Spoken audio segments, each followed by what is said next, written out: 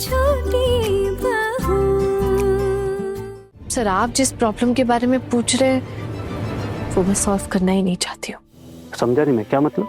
मेरे पति ने ना शर्त रखी और मेरे लिए वो शर्त मानना मुमकिन नहीं है सर। वो चाहते हैं कि मैं ये नौकरी छोड़ दूँ। मेरे लिए पॉसिबल नहीं है सर। ये जॉब मुझे मेरी काबिलियत से मिली है, किसी ने सिफारिश नहीं की इस चीज के लिए। अब अगर ऐसे में वो ये डिमांड रखेंगे तो ये तो मेरे लिए कर पाना नामुमकिन है ना सर। बस इसी बात को लेके हमारे बीच में काफी प्रॉब्लम्स चल रही है सर। बातचीत भी नहीं हो रही हमारे बीच।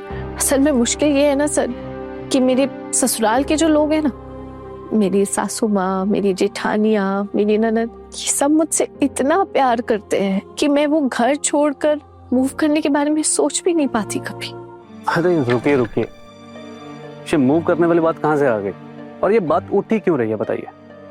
देखो, पति पत्नी का रिश्ता हर वक्त एक जैसा तो नहीं रह सकता ना। कभी कभी तो आपसे इश्यूज भी हो सकते हैं, उन्हें एडजस्ट करना पड़ता है। सर, आपसे इश्यूज, नाराजगी, यहाँ तक तो सब ठीक है सर। जब वो इश्यूज आपसी गलतफहमियां बन जाए और वो आपके ऑफिस तक आ जाए और आपके सीनियर ऑफिसर को बेवजह अपमान करे, ये तो मैं नहीं सह सकती हूँ सर। और तभी ये आपसी इश्यूज नहीं रहते ना। जाने दीजिए ना आप, मेरा कोई क्या अपमान करते से मुझे कोई फर्क नहीं पड़ता। और आप भी प्लीज इस बारे में इतना मत सोचिए। सर, आपको फर्क नहीं पड़ता क्योंकि आपका दिल बड़ा है, लेकिन मुझे फर्क पड़ता है सर। मेरी वजह से बेवजह आपकी बेइज्जती की जा रही है, आपका अपमान किया जा रहा है, और ये मैं कैसे सह सकती हूँ सर? जब तक वो आपके सामने आकर आपसे माफी नहीं मांगते हैं ना सर, मैं इस बात को नहीं भूल पाऊंगी। अच्छा ठीक है, लेकिन सॉरी बोलना और दिल से सॉरी बोलना दोनों अलग बात है। जानती हूँ सर। और ऐसे माफी मांगने का कोई मतलब नहीं निकलता। और जिस दिन उन्हें रियलाइज होगा कि उन्होंने कुछ गलत किया है तो वो खुद ही ऐसा नहीं करेंगे काम। वो ऐसे इंसान नहीं है सर। जितना मैंने उन्हें समझा है ना, मुझे ये लगता है कि वो मेरे बारे में ना बहुत कुछ सोच रहे सर, और मैं उनकी इस सोच को ना शुरुआत में ही खत्म कर देना चाहती हूँ। ये मीता, तू ना ज्यादा बड़ी बड़ी बातें मत कर। मेरे बेटे को पूरी तरह से अपनी मुट्ठी में कर लिया है, सिर्फ अपनी बीवी की सुनता है। ये तो बहुत अच्छी बात है ना, मतलब आपको तो खुश होना चाहिए। अब देखिए ना, आपका बेटा तो हमेशा मेरे साथ ही रहने वाले, मेरी हर बात मानेंगे, सुनेंगे। ये तो बहुत अच्छी बात है ना माँ। और वैसे भी माँ, आपकी ना उम्र हो गई है, तो पता नहीं कब ऊपर वाला आपको बुला ले। हमारा रिश्ता जितना भी मजबूत हो उतना ही अच्छा है ना माँ। और आप उनकी माँ है तो आपको ये सब समझना चाहिए माँ, खुश होना चाहिए। देख, तू ना मुझसे ज्यादा जुबान मत लड़ा, तो कुछ कहो तो बस आकर बातें बनाने लग जाती है। इस घर की यही तो रीत है ना चाची जी। और वो जो नई दुल्हन आई है वो भी तो ऐसी ही है, जरा सा कुछ कहो तो 10 बातें सुनाकर निकल जाती है। आपकी चुपचाप बातें तो नहीं सुनती है ना वो। पहली बार इस घर में 5 स्टार होटल से खाना आया, वो भी क्यों?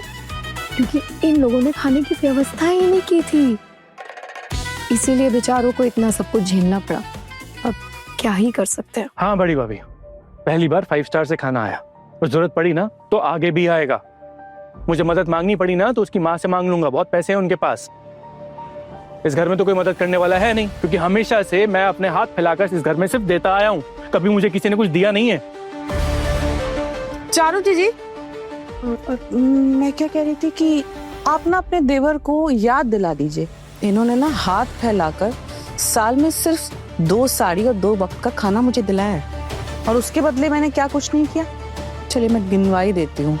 खाना बनाया, कपड़े धोए, इस्त्री की, इनकी बच्ची का पालन पोषण किया, इनकी सेवा की, पैर दबाए, इतना कुछ किया मैंने, वो भी सिर्फ साल में 2 साड़ी और 2 वक्त के खाने खाने के लिए।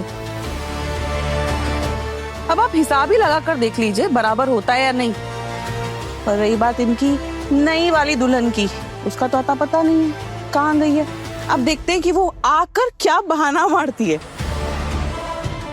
और क्या कहते हैं आप लोग, बहुत पैसे वाली है वो, देखना तो पड़ेगा। इतने पैसे वाली होकर क्या वो आपके नियम और कानून का पालन कर पाएगी? चुप कर पारू, तेरा मेरे बेटे के साथ कोई रिश्ता नहीं है, तलाक हो चुका है ना, फिर इतना मुंह क्यों चला रही है तू? हाँ, अब क्या है ना ठाकुर जी, इतने सालों तक आप माँ बेटे ने जबान चलाई, इतना उल्टा सीधा कहा, उसने तो सुन ही लिया ना, अब कब तक सुनेगी? अब जब मजली बहू ने इतना सुना है तो अब सुनाएगी भी, और आपको सुनना भी तो पड़ेगा ना।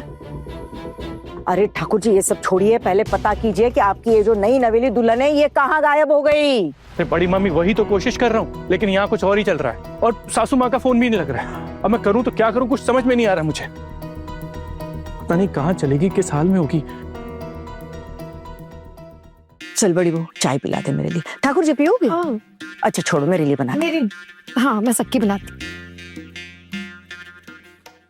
देखिए, अभी कोई भी डिसीजन लेना ना सही नहीं होगा आपके लिए, और वैसे भी पति पत्नी का रिश्ता इन छोटी मोटी गलत फहमी के लिए तो तोड़ा नहीं जा सकता ना। टूट तो गया था सर, एक बार तो टूट ही गया था, फिर वो ही मुझे वापस अपनी जिंदगी में लेके गए, अपनी जिंदगी में जगह दी, अपने घर वापस लेकर गए, दोबारा शादी की। वही तो कह रहा हूं मैं आपको कि आपके दिल में भी कहीं ना कहीं जगह थी, तभी तो आप वापस उनके घर पे गई, और आपके दिल में भी कहीं ना कहीं उनके लिए लगाव जरूर था, है ना?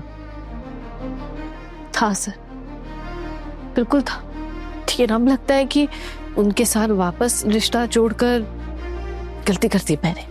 देखिए, ऐसा मत कहिए, इंसान की सबसे बड़ी ताकत होती है धैर्य। देखिए, अगर आप धीरज रखेंगे ना तो जिंदगी की सारी मुश्किलें सुलझ जाएंगे, और वैसे भी इतनी जल्दी धीरज नहीं खोते।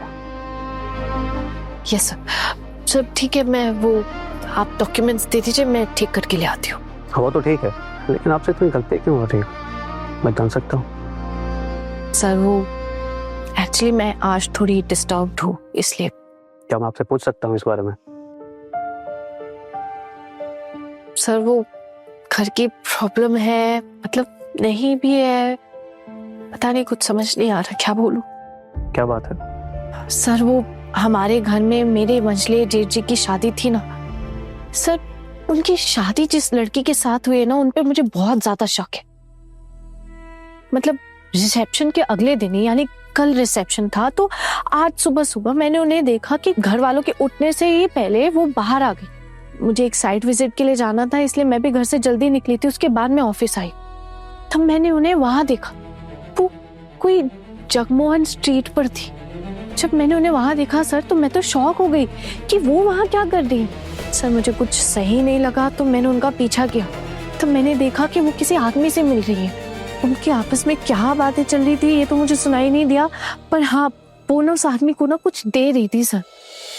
दूर से तो इतना कुछ समझ नहीं आया सर, लेकिन जब पास से देखा तो वो कोई हार्ड ड्राइव जैसा कुछ दे रही थी। सर उस लड़की का कहना है कि वो पढ़ाई लिखाई के बारे में इतना कुछ भी नहीं जानती, इनफैक्ट उसे कंप्यूटर भी चलाना नहीं आता, उसने ये तक कहा है सर। तो मुझे ये नहीं समझ में आ रहा है कि वो हार्ड ड्राइव उस लड़के को क्यों दे रही थी, और उस हार्ड ड्राइव में ऐसा क्या था। उसके बाद मैंने उससे मुलाकात भी हुई थी सर। तो तुमने पूछा कुछ उससे? हाँ सर, मेरी बातचीत हुई उससे, मैंने पूछा, लेकिन उसका कहना है सर कि अगर मैंने घर में किसी को भी बताया कि वो मुझे सुबह मिली थी, तो वो कह देगी कि अपने मायके गई थी। और उस गली में सर, उस गली में काफी अजीबोगरीब किस्म के लोग रहते हैं सर। हाँ, उस गली में काफी तरह तरह के लोग रहते हैं, और कुछ तो दूसरे देश से आके फिर लोग रहते हैं वहां पे। लेकिन सर ये इसका कहना है ये तो यहीं से है। नहीं, मैं वो नहीं कह रहा कि उस लड़की का अलग मोटिव हो, लेकिन जगमोहन स्ट्रीट में पुलिस बीच बीच में रेड करती रहती है, और वहाँ कुछ नेटवर्क भी है जो हमारे देश का खुफिया जानकारी बाहर के देशों को बेचकर काफी पैसा कमाते हैं। सर तो कहीं ऐसा तो नहीं कि ये लड़की उसी नेटवर्क की कोई मेंबर हो, क्योंकि सर इसका हुलिया, इसका एटीट्यूड सब कुछ बहुत अलग सा है। हो भी सकता है और नहीं भी हो सकता, मैंने उसे अभी तक देखा नहीं है। बड़े घर की छोटी बहू शाम 9:30 बजे दंगल टीवी पर।